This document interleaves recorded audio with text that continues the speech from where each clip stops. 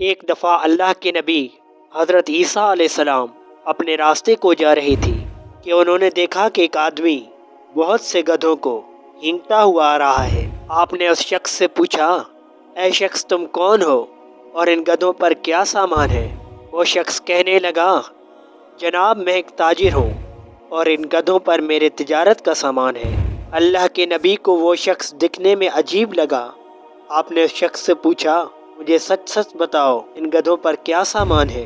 وہ شخص کہنے لگا، میرے سب سے آگے والے گدھے پر جو سامان ہے وہ حسد ہے۔ آپ نے کہا، یہ سامان کون خرید کرے گا؟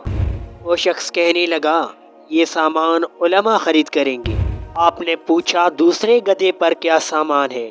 وہ شخص کہنے لگا، دوسرے گدھے پر جو سامان ہے وہ ظلم ہے۔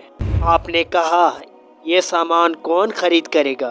وہ شخص کہنے لگا، یہ سامان بادشاہ خرید کریں گے۔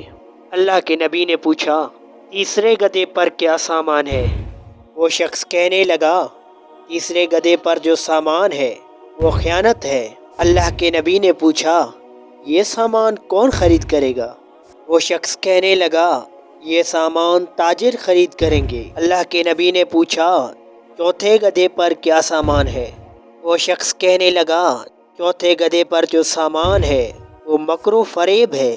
اللہ کے نبی نے پوچھا، یہ سامان کون خرید کرے گا؟ وہ شخص کہنے لگا، یہ سامان عورتیں خرید کریں گی۔ یہ دیکھ کر اللہ کے نبی نے پوچھا، اے بدبخت مجھے بتاؤ تم کون ہو؟ اللہ کے نبی کے پوچھنے پر وہ اپنے اصل روپ میں آ گیا اور کہنے لگا، اے اللہ کے نبی میں کوئی اور نہیں، میں ابلیس ہوں۔ دوستو، اس واقعے کو سننے کے بعد مجھے اور آپ کو یہ سوچنا چاہیے کہ کہیں شیطان کے اس تجارت میں ہم اس کے خریدار اور مددگار تو نہیں۔